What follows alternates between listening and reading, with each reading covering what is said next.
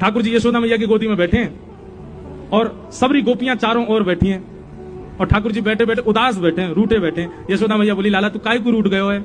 बोले, मैया मैंने जो रात को तोते कही कई बा काम को करवा दे। सब गोपी बोली, मैया कहा कही लाला ने रात को? यशोदा मैया इसको बोली, अरे कहा बताऊं, रात में मुझे यूं करो मेरा ब्याह कराए दो। मैया अब मैं बूढ़ा है तो जा रहा हूं, मेरा ब्याह करा दो। 3.5 बरस को भयो अभी और यूं करो मैया अब का मेरा ब्याह तू बुढ़ापे में करावेगी, अब तो मेरा उम्र है कि मेरा ब्याह करा दे।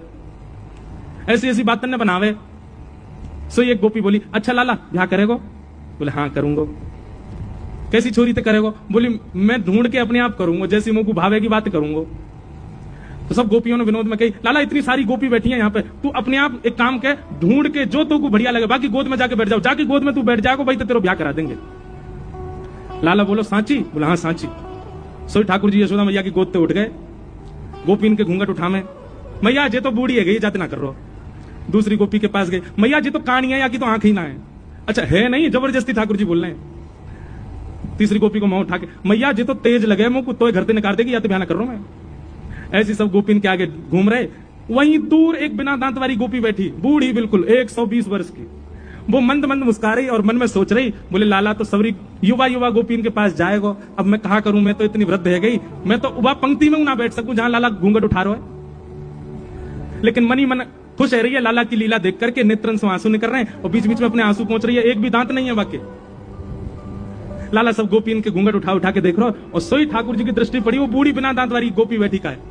ठाकुर जी बोले, मैया तेरी बहू मिल गई, और दौड़ के गए और बिना दांत वाली वह गोपी की गोद में बैठ गए। मैया मैं तो यही तो ब्याह करूंगा।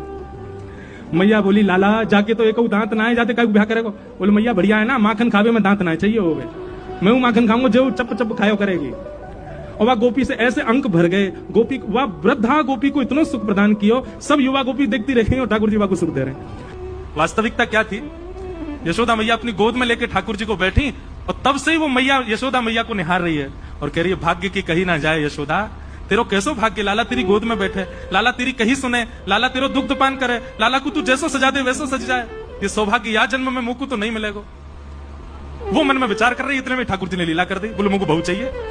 इतनी सुंदर सुंदर गोपी बैठी है, ऐसी सुंदर सुंदर, वो 100 वर्ष की मैया बाकी एक भी दांत नहीं, बाकी गोद में बैठ गए, जे मेरी बहू है। और वही के संग रहने लगे, भाई जान नहीं दे। बोले तू मेरी बहू है, अब यहीं रहे मेरे संग। अरे लाला मेरे तो दांत ना है। ठाकुर जी बोले, मेरे कौन से आए? 2 ही है मेरे भी। अब ठाकुर जी जब भी निकलते हैं गोकुल में, सबसे पहले वही मैया के घर जामे और घर जाके वो गेट खटा, ए भाऊ जल्दी बाहर पाम छू मेरे, तेरो खसम आयो पाम छू ले। और बूढ़ी मैया तो पाम छुपा के तब जामे ठाकुर जी आगे। ऐसी लाल